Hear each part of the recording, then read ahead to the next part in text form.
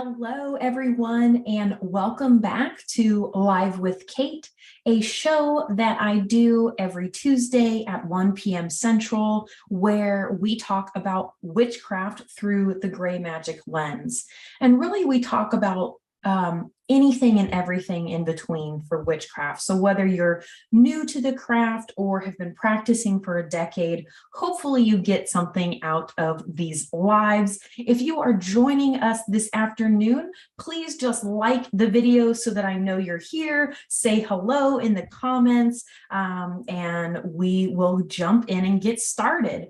So I know last week I told you guys that we would be talking about candle magic, and I completely forgot that the full moon was coming up on the 8th. So today we're going to be talking about November's full moon in Taurus, but next week we will dive into candle magic. So sorry about that, forgot about the full moon.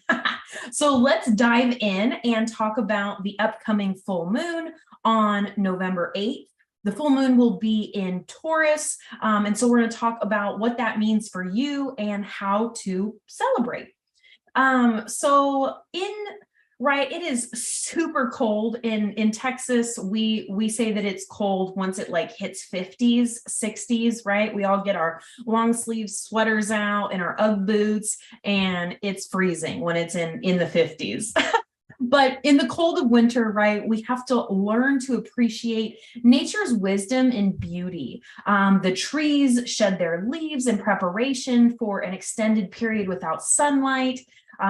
The November moon is also called the beaver moon or the frost moon. So beavers and other animals are building homes to serve as shelters against the harsh cold weather conditions like wind, rain, snow.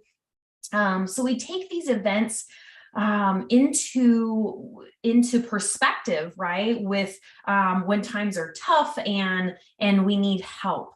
And so we're using kind of that energy to be able to realize that sometimes we need help, whether that's from past mistakes that we've made or just things that we can learn from in the future. I want you to kind of take that as we see we're going into winter. This is our last fall or autumn moon, and we're really taking that beauty of nature into account and using that energy. So we need a place to warm our bodies as well as our souls. So now is the perfect time to perform rituals of letting go of negativity in your life and taking in that renewed energy for the upcoming full moon.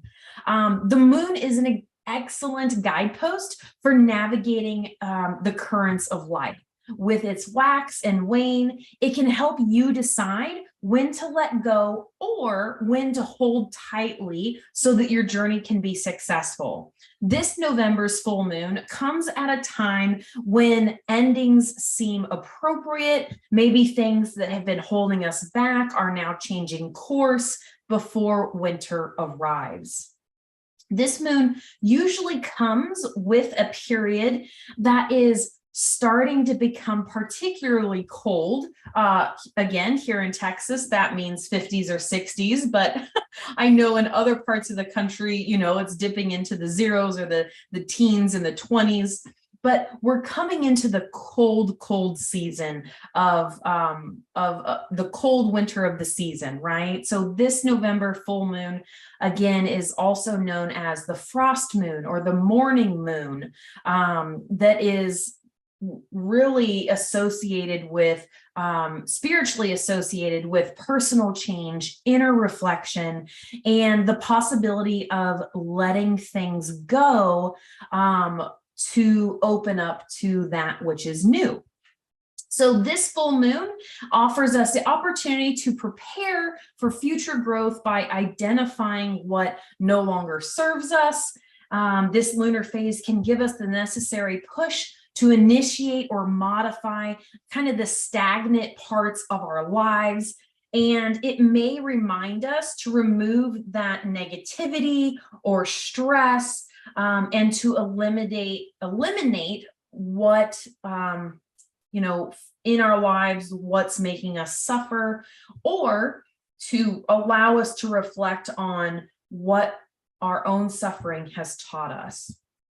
So again, we're going to jump into kind of the astrological sign of the November moon, which is in Taurus.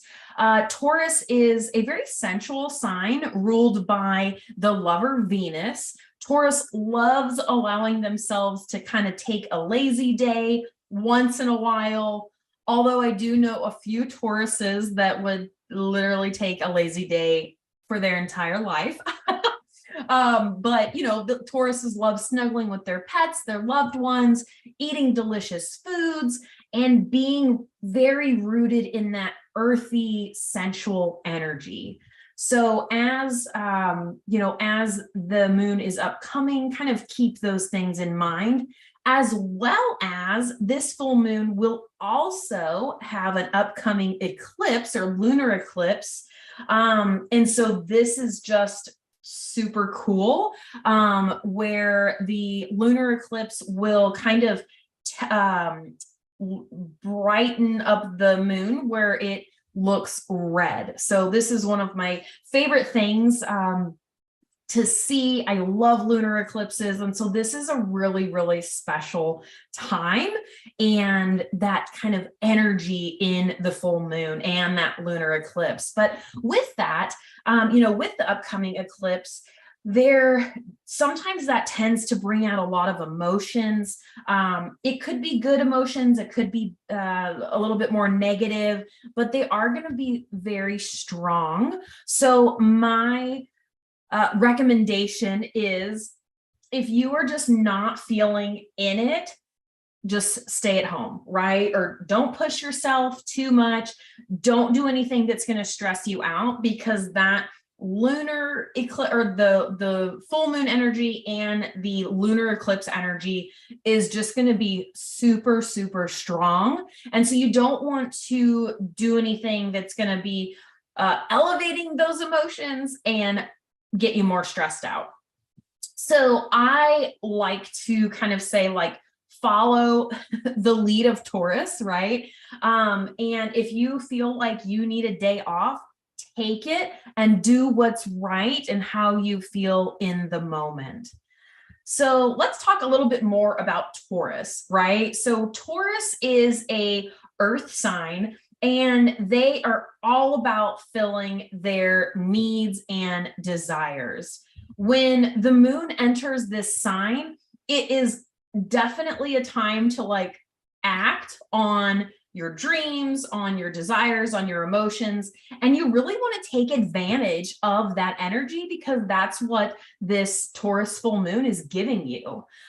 Taurus are oriented towards filling their needs directly, whether that's monetarily, emotionally, spiritually. You may find that this time will provide all types of different opportunities that are coming up that maybe previously were only a dream or on your vision board.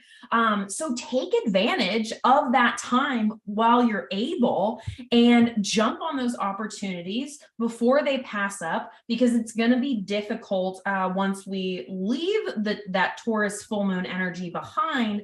It's going to be difficult to get back to those opportunities again. So without serious effort, right? Not saying that it's impossible, but it's just going to be harder. So definitely jump on those opportunities when they present themselves to you, if it's something that you've been wanting for a while. I'm not saying jump on every opportunity that comes up, right? But if it's something that you've been, planning or having on your vision board for a while, jump on that opportunity and do it, because this is the perfect time to do so. Taurus is also the zodiac sign known for its practicality and goal-oriented nature. I do have to say that they're also known for their stubbornness. I'm married to a Taurus, so I know full well. Sorry, babe, if you're watching this. But as such, they can often get caught up in wanting things that may not be necessarily like a need for them, but more to make life more comfortable, right? So an example again for my husband, he loves shoes, and he might not need an extra pair of shoes, or need that particular shoe for a reason, but he loves a pair of Cole Haans. And so sometimes we just buy another pair of Cole Haans because that's what he wants, right? So it's not necessarily a need, it's just a desire to make life more comfortable. And now he has a bunch of Cole Haans. So I'm not mad about it because I have a bunch of crystals. But don't worry, right? This earth sign also has some great qualities that balance out those desires, so they aren't fully, like, solely focused on materialism. And some of those other goal-oriented nature, being very smooth and emotionally steady. So all of that energy is going to come up on November 8th, when, you should be feeling kind of that pulsing, that energy of stableness and goal-oriented nature. So you can take advantage of that in a full moon ritual. I've never done a tarot spread for you guys before, so I wanted to give you a simple yet very practical tarot full moon spread for this upcoming full moon.